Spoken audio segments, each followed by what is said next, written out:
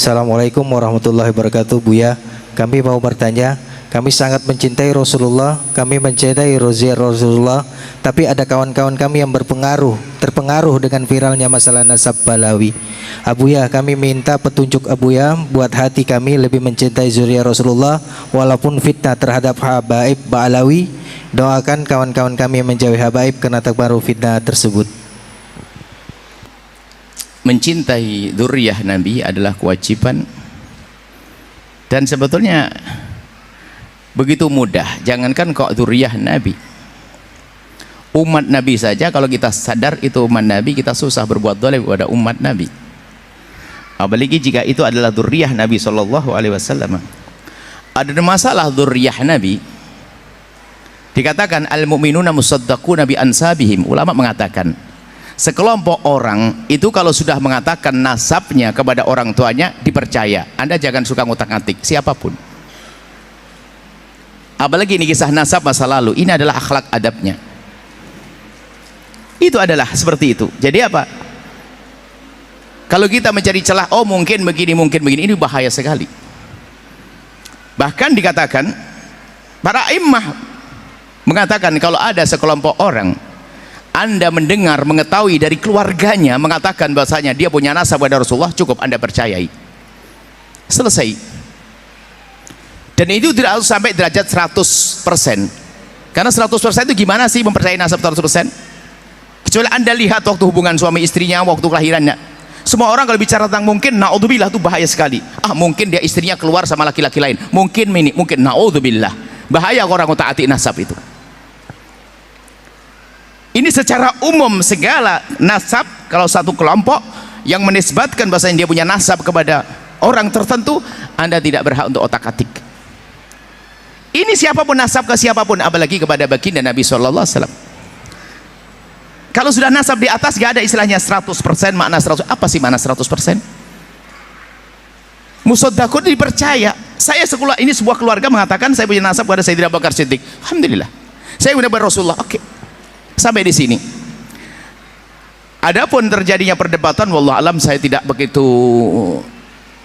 ingin masuk ke dalamnya, sebab karena namanya berdebatan itu biasanya yang tulus-tulus, yang nggak tulus, wallah alam, saya tidak ikut ke sana. Yang jelas kami ini rambu-rambu, ini dimanapun, kalau Anda pergi ke negeri manapun, jika ada sekelompok atau keluarga yang sudah masyhur di tempat tersebut lalu mengatakan saya punya nasab kepada sana, musaddaquna bi ansabi, cukup sampai di situ.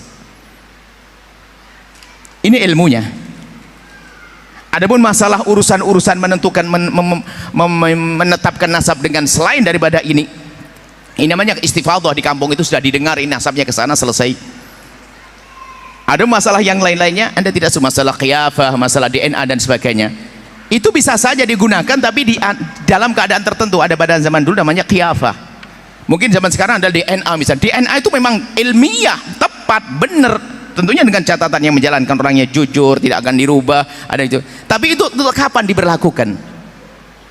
Para ulama memberlakukan hal-hal seperti itu. Qiyafah itu misalnya di antara persengketaan. Contoh, ada dua orang melahirkan, ibu ditaruh di tempat bayi. Rupanya susternya lupa, ketuker, sama-sama putih. Aduh kacau nih, anak yang mana ini?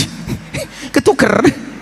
Akhirnya semuanya pengen anakku yang mana, untuk ngetes pakai DNA supaya ketahuan mana anaknya. Atau orang direbutkan nasabnya, ini direbut nasabnya, ini di sini, kira-kira menetapkan nasabnya siapa? Bukan ngotak-atik nasab yang sudah ada, bukan. DNA adalah masalah ilmiah, jangan diingkari, itu masalah ilmiah. Cuman untuk apa?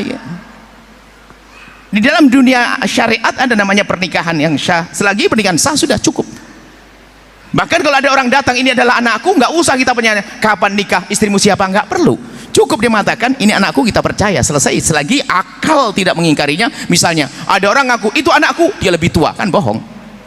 Sederhana sebetulnya. Makanya perdebatan yang panjang itu bagi kami adalah unik. Ngapain harus macam itu?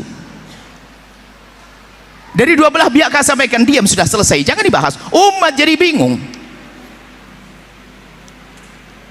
Dan saya tidak mengerti apakah omongan kami nanti dibilang, terserah Anda mau bilang saya tidak mengerti dan sebagainya. Saya bukan urusan dengan Anda yang mengatakan saya tidak mengerti. Akan tapi saya punya kewajiban bahwasanya jika Anda mengatakan bahwasanya saya ada anaknya keluarga itu, saya cukup percaya, tidak usah saya cari manakah aktemu, tidak perlu. Cukup, selesai. Sampai di sini wahai hamba Allah. Ingat, dzurriyyah Nabi sallallahu alaihi wasallam agung. Dzurriyyah Nabi Muhammad adalah mulia. Kalau permasalahannya Anda marah dengan sebagian dzurriyyah Nabi misalnya, tidak boleh Anda jadikan marah kepada semua dzurriyyah Nabi. Marah satu orang mungkin bikin kesel Anda. Namanya manusia, dia bukan maksum. Anggap saja kalau ada anak-anak Anda yang bandel, masa Anda sembelih? Kan enggak. Ya perlu dikasih sayang yang sederhana. Mohon maaf kepada semua yang berselisih paham dari dua pihak kelompok. Ini kebetulan pertanyaan ini baru sekarang. Saya tidak pernah membongkar masalah ini kecuali ditanyakan begini. Karena bagi saya itu enteng, tidak ada permasalahan. Kenapa? Apa yang direbutkan? Apa yang dipermasalahkan? Sudah jelas. Ini sudah jelas dari dua kubu besar yang berkata itu adalah semuanya adalah sederhana. Ya selesai. Tolong Anda tidak usah bergeming. Pokoknya dia sebut satu kelompok dimanapun Anda menemukan, jika kelompok itu masyhur di kalangan keluarganya, dia punya nasab sampai Nabi Muhammad, cukup Anda percaya, tidak usah Anda otak atik. Selesai, sampai di sini saja. Setelah itu Anda akan tentram hati Anda, dan semoga Allah mengampuni semuanya, mengangkat derajat semuanya. Dan harapan kami kepada dua yang saat ini, dua kubu yang berselisih ini, segera tenang, jangan dilanjutkan seperti itu. Ingat, umat Nabi Muhammad, kita punya kewajiban besar, yaitu menanamkan kecintaan kepada Rasulullah SAW. Ingat, dua orang memang tidak benar semuanya. Yang satu apa? Yang yakin dia tahu tidak ada hubungan dengan Nabi Muhammad, mengaku-ngaku punya nasab dengan Nabi Muhammad. Yang kedua, mendengar orang yang punya nasab dan Muhammad lalu dinafikan. Dua-duanya adalah salah. Menafikan nasabnya orang kepada Nabi Muhammad, sementara kelompok itu sudah selama ini punya nasab diyakini kepada Nabi Muhammad, diyakini yakin don tentunya dalam hal ini. Mereka menduga nasab nenek moyang mereka kepada Nabi Muhammad, maka kita membatalkannya juga sebuah kesalahan. Atau orang tahu, dia tahu dari kemarin ini nasab saya ke sini, tiba-tiba ngomong kita buat sepakat ngaku Nabi Muhammad, juga bohong. Ingat, menafikan juga tidak boleh, mengaku-ngaku juga tidak boleh. Ingat, dua-duanya tidak boleh. Tolong jangan menafikan dan juga jangan ngaku-ngaku. Urusan mengaku-ngaku cukup keluarga tadi mengatakan selesai. Sudahlah, jangan ribut, hai hamba Allah. Anda malu. Kalau Anda bicara tentang DNA ilmu kafiyah, itu ada ilmunya sendiri, pemahaman. Anda baca. Alhamdulillah saya punya catatan panjang tentang ini, dan tentang masalah kiyafah, kok kafiyah, kiyafah. Qiyafah itu adalah satu ilmu di dalam dunia agama. Qiyafah, al-qafiyah, al-qiyafah itu adalah, jadi ada satu orang bisa memahami kalau ini anaknya ini, bisa menduga dari bentuk-bentuk tertentu. Oh ini anaknya ini, kakinya ini, namanya ilmu qiyafah. Ya, nah. Kemudian DNA lebih tepat lagi. Tapi kapan itu digunakan? Bukan Anda yang sudah tahu bapaknya ini langsung, Pak ini kayaknya saya ragu ente anaknya bapak ini, coba saya ke DNA. Oh ini kurang ajar namanya. Bagi orang yang bingung, ini ada anak berebutan, bapak dengan bapak rebutan, sampai disebutkan para ulama, jika ada dua orang merebutkan satu anak, jika masih bisa dikumpulkan, bisa dikumpulkan. Gambaran fikihnya luas.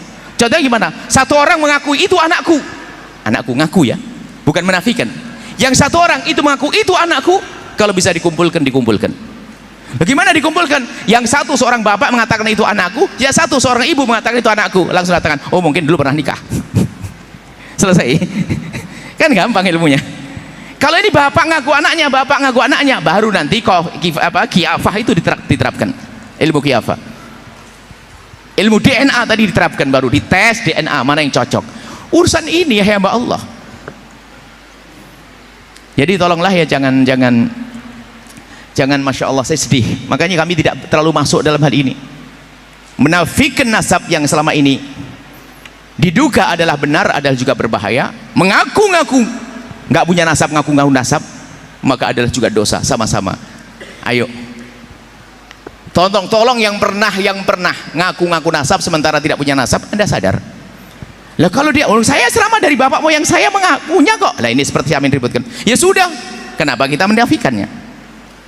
Ada sebuah keluarga mengatakan saya punya nasab, Anda jangan menafikan. Coba indah, jika ilmu ini dipakai, percayalah nggak akan ada keributan selama ini. Ilmu ini kalau dipakai, tidak ada dua keributan kubu-kubu ini. Setelah hamba Allah, ilmu itu jelas. nggak perlu menimpakan nasabah dan saya. Nasabah itu menulis nasab bukan dalam hal-hal semacam ini. Nasabah sesuai dengan kemampuan mereka menjangkau tentang siapa tokoh-tokoh yang bisa ditulis dan seterusnya. Tapi dalam hal menentukan nasab sudah sangat sederhana. Semua orang dipercaya tentang nasabnya selama ini diakuinya. Selesai. Jangan, mohon maaf dah. Adapun permasalahan ada kelompok ahli bait yang dinafikan di sebuah negara, pernah ada gunjang ganjing ada, tapi selesai, gunjang ganjing ada selesai. Yang perlu kami hadirkan di sini, hei hamba Allah, ini penutup, tolong panjang saya jawabnya. Sudahlah, berhentilah Anda meributkan itu semuanya. Merebutkan selagi sebuah keluarga mengatakan dirinya keluarga besar, bukan 1-2 orang. 1-2 orang bisa diragukan. Ini keluarga banyak di sini nih. Mengatakan bahasanya dia punya nasab kepada baginda Nabi, sudah selesai. Anda prasangka baik kepada ini semuanya, kemudian damai setelah itu.